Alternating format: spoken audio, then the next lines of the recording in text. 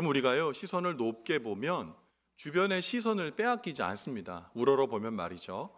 오늘 예배 어떤 것일까요? 바로 하나님을 높게 우러러 보는 시간입니다.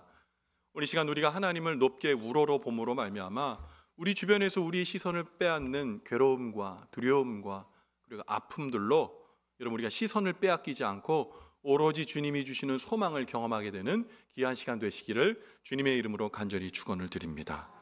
오늘 우리는 대림절 네 번째 주를 맞이했습니다. 여기 보니까 초가 4개 켜 있죠.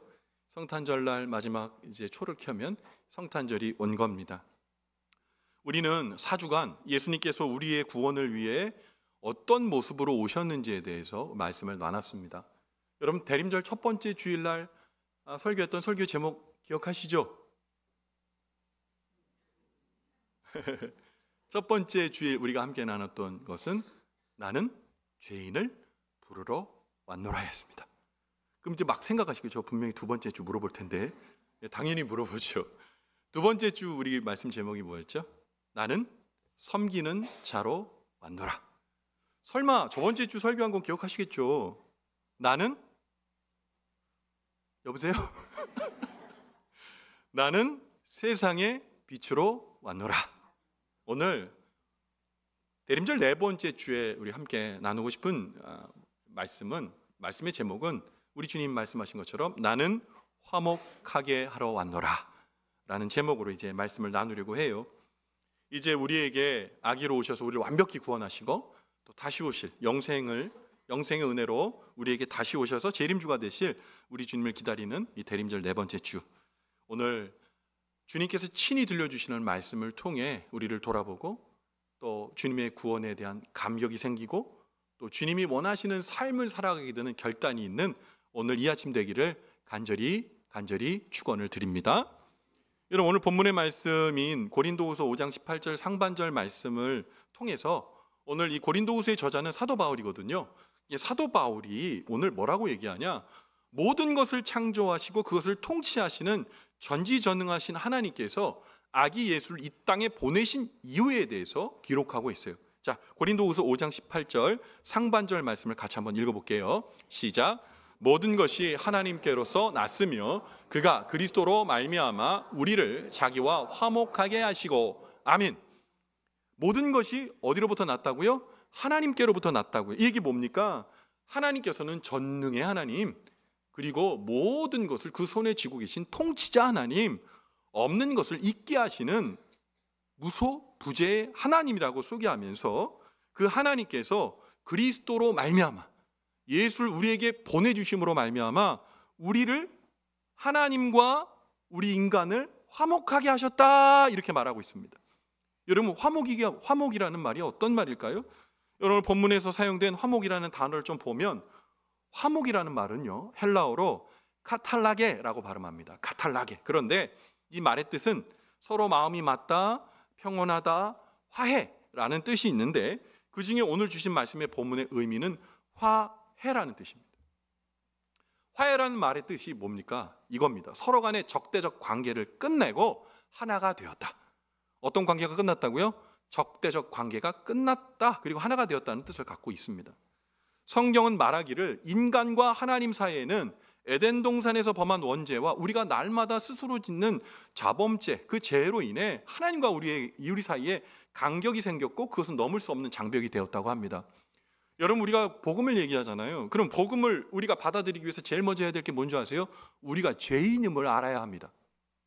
제가 이번 주에 마포 경찰서 갔다 왔잖아요. 여러분 깜짝 놀라셨잖아요. 근데 설교 잘하고 왔습니다. 가서 복음 설교했거든요. 예수님 이 땅에 오신 이유, 예수님 우리를 구원하신 이유. 그러니까 당연히 복음을 전하니까 우리가 죄인이라는 얘기를 해야 됐겠죠. 그래서 설교단에 올라갔더니 와, 네모 반듯하게 쫙 앉아 계신 거예요. 정중앙센터의 경찰서장님, 그리고 각 과장님들, 그 뒤에 예하 직원님들이 딱 이렇게 보고 계신 거예요. 처음에 설교를 잘 이제 해 나가면서 뭐 잘 들으시더라고요. 그런데 중간에 섬찟한 장면이 있었어요. 뭐냐? 여러분, 우리는 죄인입니다. 우리는 아멘 하잖아요.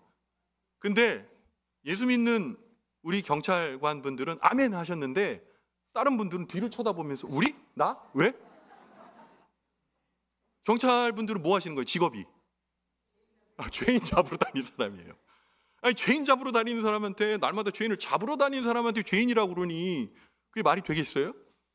그래서 어쨌든 복음을 전하고 마쳤습니다. 제가 설교한 다음에 서장님 올라오세요. 마포경찰서장님이 딱 올라오셔서 뭐라고 그러냐, 아유, 우리 목사님 참 열변을 토하시고 좋은 말씀 참 잘 들었는데요, 근데 저는 잘 이해는 안 갑니다만, 이렇게 얘기하시는 거예요. 당연하죠. 죄인이라 그랬는데 이해가 안 가죠. 여러분, 구원은 이해입니까? 믿음입니까? 믿음이죠. 우리가 죄인인 사실을 이해하면 안 돼요. 믿으셔야 돼요. 그 죄 가운데, 그 깜깜한 죄 가운데 주님께서 우리를 십자가에 못 박아 죽으심으로 말미암아 아기 예수로 오셔서 베들레헴의 남루한 구유에 그야말로 아무도 돌아보지 않는 그 무능한 자리에 와서 죽으셔서 우리의 죄를 대속해 주셔서 우리가 여기 지금 기쁨으로 앉아있을 수 있는 겁니다. 여러분, 독생하신 아들이 우리에게 오셨어요. 죽어주셨어요. 왜 죽어주셨다고요? 우리와 하나님의 죄로 막힌 것을 뚫어주시려고, 그 육중한 벽을 복음의 해머로 두드려 부셔주시려고 왔다는 겁니다. 여러분, 우리가 직접 하나님께 나아가고 기도하고 하나님의 자녀가 된 것 뭡니까? 예수님께서 육체로 오셔서 스스로 뭐예요? 제물이 되어주셔서 가능한 일이었어요. 성경은 이렇게 하나님과 인간 사이의 담을 허무시고 화해시키는 예수님에 대해서 에베소서 2장 14절에 이렇게 기록합니다. 같이 읽어봅니다. 그는 우리의 화평이신지라. 시작. 그는 우리의 화평이신지라. 둘로 하나를 만드사 원수된 것 곧 중간에 막힌 담을 자기 육체로 허시고. 아멘. 예수님께서 육체의 몸을 입고 우리 가운데 오셔서요, 십자가에 단번에 죽으심으로 하나님과 우리 사이에 있었던 죄를 완전히 해결해 주신 거예요. 그래서 우리가 어떻게 됐어요? 그 은혜 때문에 하나님의 자녀가 되는 권세를 주셨어요. 그리고 우리가 완벽한 화평과 화해를 허락해 주셨죠. 그런데 예수님께서 아기 예수로 이 땅에 오셨을 때 이스라엘은 진짜 메시아를 기다렸고 온전한 평화를 원했거든요. 근데 그 당시에는요, 온전한 평화를 누리지 못했습니다. 왠 줄 아세요? 로마가 통치했거든요. 로마가요, 그 당시에 그 사람들이 생각하는 모든 세계를 다 정복했습니다. 그리고 그들이 정복자잖아요. 피비린내 나는 싸움을 통해 수많은 사람을 죽였거든요. 평화를 과연 얘기할 수 있는 사람들이었을까요? 근데 놀랍게도요, 그들이 평화를 얘기했습니다. 뭐라고 얘기했냐? 그들이 주창한 슬로건이 뭐냐? 팍스 로마나. 팍스 로마나였습니다. 이게 뭔지 아세요? 로마가 세계를 다 지배하고 통치하니까 이제 그 무력 앞에 다 잠잠하고 조용한 거예요. 그래서 이제 평화가 왔다는 거예요. 근데 이게 말이 안 돼요. 여러분, 어떤 공동체에 조직폭력 같은 깡패가 와가지고요, 다 때리고 이제부터 조용히 해, 내 말만 들어. 그리고 조용히 해졌단 말이죠. 그리고 그 깡패 같은 사람이 이렇게 얘기했다고 생각해 보세요. 아, 화평하구나. 말이 안 되는 거죠. 강력한 무력 앞에 모두가 숨죽이겠는 것이 어떻게 평화라고 말할 수 있겠어요? 로마가 창과 칼로 평화를 만들어냈다고 이야기하는 시대에 예수님이 이 땅에 오셔서 그 평화를 무력에 의한 창칼이 아닌 완벽하게 복음으로 완성하신 거예요. 예수님은 하나님과 인간 사이에 막힌 담을 허물어 버리시기 위해 이 땅에 오신 겁니다. 예수님은 진정한 화목과 화해와 평화를 이루시기 위해서 스스로 십자가 희생 제물이 되셨어요. 그래서 예수님을 가리킬 때 화, 목, 제, 물이라고 말합니다. 화목 제물이 뭡니까? 하나님과 우리가 평화를 이루기 위해서 주님이 직접 제물이 되셨단 말이에요. 예수님이 그렇게 하나님과 우리의 화목을 이루기 위해 화목 제물로 오신 거예요. 여러분, 이게 믿어지잖아요? 그럼 성탄절마다 우리가 막년에 생각하고 송년에 생각하면서 여러분, 우리 맥주잔을 높이 드린 것이 아니라 감사한 거예요. 뭉클한 거예요. 왜 나 같은 죄인 때문에, 이해되지 않는 하나님의 신비와 사랑 때문에 감격할 수밖에 없는 절기가 되는 것이죠. 예수님은 인간과 하나님의 화해를 이루기 위해서 저 높고 높은 보좌를 버리시고 이 낮고 낮은 땅 위에 베들레헴의 누추하고 냄새나는 구유의 아기로 무능하게 오신 겁니다. 그 아기 예수님 때문에 우리는 하나님의 자녀가 되었습니다. 예수님은 하나님과 우리 사이를 화목케 하시려고 이 땅에 오셨죠. 그런데 이 화목의 중재자로 오신 예수님께서 그 은혜를 알고 하나님의 자녀가 되었고 구원받았다고 믿고 주님을 따르는 우리에게 당부하시는 바가 있습니다. 고린도후서 5장 18절 하반절에 주님의 당부가 기록되어 있어요. 고린도서 5장 18절입니다. 같이 읽습니다. 시작. 또 우리에게 화목하게 하는 직분을 주셨으니. 아멘. 어떤 직분을 주셨다고요? 화목하게 하는 직분을 주셨다는 거예요. 예수님께서 십자가의 죽으심으로 인간과 하나님과의 화해를 이루어 놓으셨어요. 그래서 우리가 하나님 은혜 가운데 나아가게 되었어요. 그런데 화목하게 하신 우리 주님께서 우리에게 화목해 하는 직분을 주셨대요. 이게 무슨 말이죠? 여러분, 우리 직분 가지고 계시죠? 저는 목사라는 직분을 갖고 있습니다. 또 장로님, 권사님, 집사님, 또 여러 가지 직분을 갖고 계실 거예요. 근데 여러분, 이 직분이 우리에게 요구하는 바가 뭡니까? 제가 쉽게 예를 들어볼게요. 제가 오늘 여러분에게 선포합니다. 다음 주부터 제가 새벽기도 안 나오겠습니다. 놀라지도 않으시네. 새벽기도 안 나오고 제가 편히 한번 쉬어보겠습니다. 여러분 동의하시면 아멘. 동의하시면 아멘. 네, 잘하셨습니다. 여러분, 저는요 목사의 직분을 갖고 있기 때문에 새벽 예배 때 설교를 해야 될 뿐만 아니라 그 예배를 목숨처럼 지켜야 되는 사람입니다. 저는 목사 직분을 갖고 있잖아요. 그것이 생명이잖아요.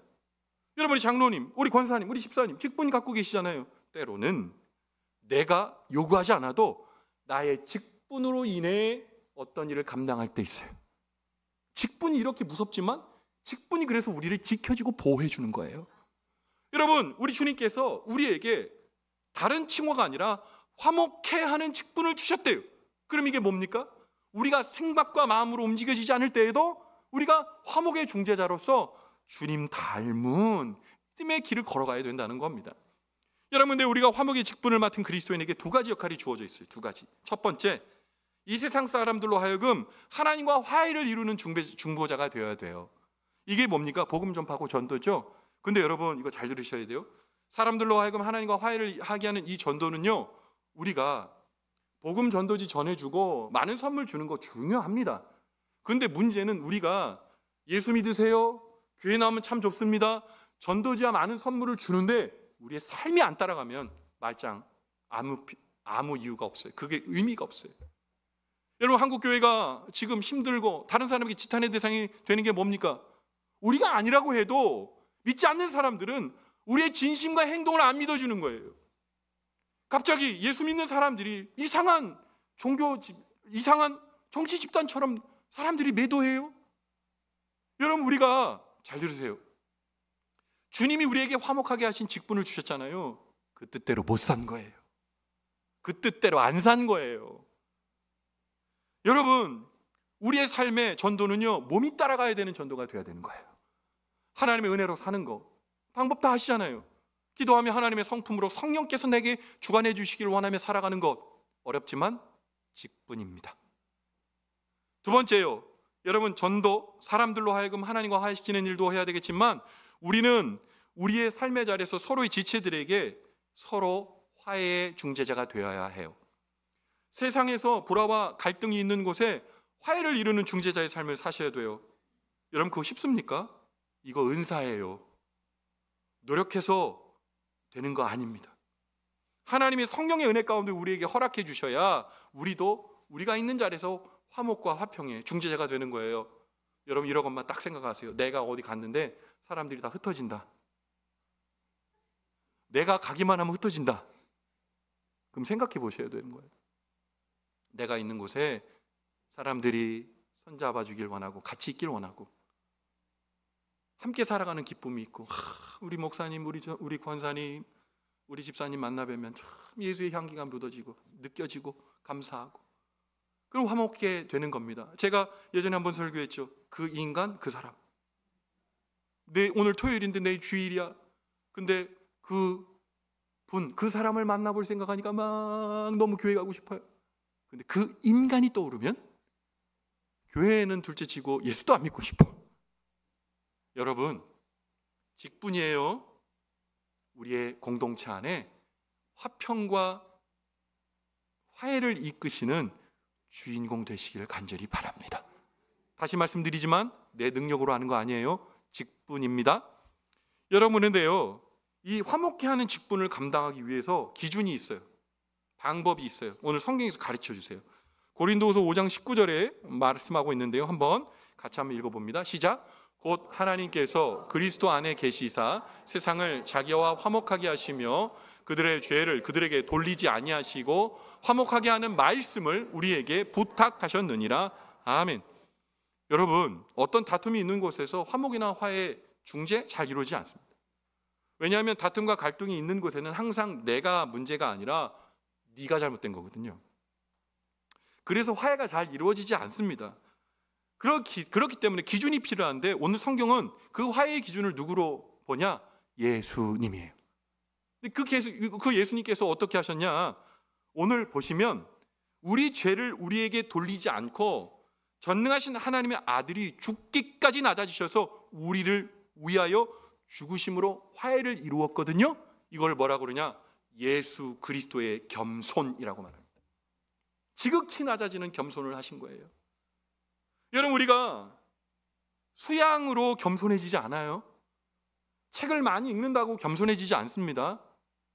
여러분, 다른 종교에서 얘기하는 정진을 통해 겸손하거나 인격이 고양되지 않습니다. 오직 겸손은 아까도 말씀드렸지만 하나님의 선물이요 은사입니다. 주님께 구하셔야 돼요.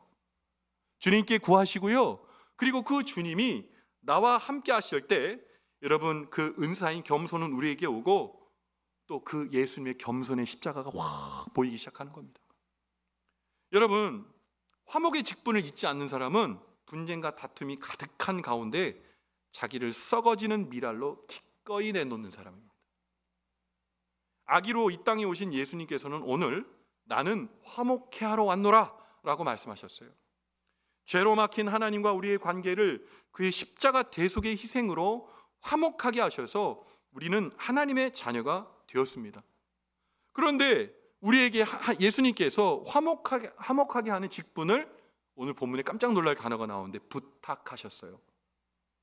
하나님이 뭐가 모자라세요? 저희한테 뭔 부탁을 해요? 주님은 전능자세요. 부족함이 없으세요. 안 갖고 계신 게 없어요. 그런데 우리에게 부탁하셨대요. 부탁했다는 건 뭡니까?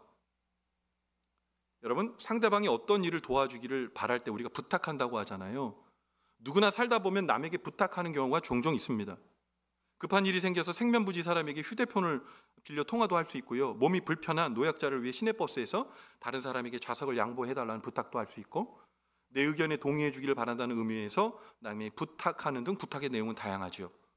그런데 이러한 부탁이 목적을 이루려면 상대방에 대한 신뢰가 있어야 합니다.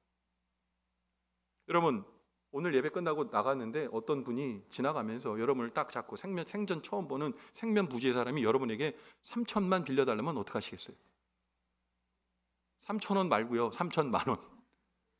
3천만 원 빌려달라면 빌려주시겠어요? 믿으십니까? 그럼 제가 그분에게 좀 빌려보려고요. 안 줘요. 생면부지의 사람에게 어떻게 그 거금을 줍니까? 말도 안 되는 얘기죠. 그런데요, 여러분, 예를 들어 우리 자녀가 어디 멀리 여행을 갔다가 돌아오는데 기차를 타고 갔어요. 그런데 서울역에 도착을 했습니다. 그런데 기차가 연착이 되어서 시간 내에 못 왔어요. 너무 늦게 온 거예요. 근데 아들이 딸이 전화를 한 거예요. 아버지한테. 아빠, 내가 지금 기차가 연착돼서 지금 서울역에 1시 반 도착하는데 돈도 없고 너무 무서워서 아빠가 와주면 안 돼? 라고 여러분 말했다 칩시다. 그러면 이 아빠가 난 내일 할 일이 많다. 네가 알아서 오렴. 너도 이제 그런 걸 할 때가 됐어. 이렇게 얘기하시는 부모도 있을 겁니다. 그런데 대부분은 기다려. 아빠 간다. 모시는 아빠 아니에요? 네. 달려가는 거죠. 자녀 찾아서 태워서 힘들고 지치더라도 아이를 데리고 집에 오는 거죠. 그 부탁의 대상이 나의 신뢰의 대상이며 사랑의 대상인 내 자녀니까 당연하죠. 천리 말리도 가죠. 여러분, 예수님의 화목케 하는 직분이 우리에게 의미가 있으려면요, 주님이 나에게 주신 그 구원이 감격스러워야 돼요. 그리고 그 주님이 나의 구주셔야 돼요. 그래야 이것이 나에게 주님께서 주신 부탁을 가슴으로 껴안는 부탁이 되는 거예요. 근데 만약에 우리가 이 구원의 은혜, 하나님에 대한 절절한 감동이 없으면 부탁은 이쪽으로 귀로 들어왔다 이쪽 귀로 빠지는 겁니다. 하나님은 나의 신뢰의 대상이 아니거든요. 언제든 내가 등 돌릴 수 있는 대상이거든요. 그러면 주님의 이 간절한 부탁은 소음이 되는 겁니다. 오늘 주님께서 대림절 네 번째 주에 우리에게 말씀하십니다. 화목해야 하는 그 은혜를 받았느냐? 그렇다면 화목의 직분을 가지고, 화목의 직분이라고 말씀드렸어요. 화목의 직분을 가지고 예수님이 나에게 해주신 그 어마어마한 십자가의 겸손을 감사히 여기며 또한 기억하며 묵묵히 하나님 나의 십자가도 감당하며 주님, 그 주님의 은혜 가운데 걸어가겠습니다. 여러분, 그 은혜로 살면 시끄러운 이 지금 누구도 웃을 수 없는 이 연말에 누가 웃을 수 있겠습니까? 그러나 그 화목의 삶을 살기로, 화목해 하는 자의 삶을 살기로 결단한 저와 여러분 때문에 가정이 바뀌고 교회가 따뜻해지고 세상이 변하며 주님의 놀라우신 평화가 임하게 되는 은혜가 있게 될 줄 믿습니다. 대림절을 지나갑니다. 우리 주님께서 우리에게 주신 이 말씀 기억하며 믿음의 길 걸어가며 우리에게 오신 그 주님의 그 감사의 성탄절을 우리 모두 맞이하게 되는 우리 망원제일교회 믿음의 온 성도들 되시기를 주님의 이름으로 간절히 축원을 드립니다. 아멘. 기도하겠습니다. 하나님 아버지, 주님의 은혜와 사랑에 감사를 드립니다. 주님께서 우리에게 넘을 수 없는 죄에 대한 문제를 해결해 주셨습니다. 그래서 주님께서 우리에게 부탁하십니다.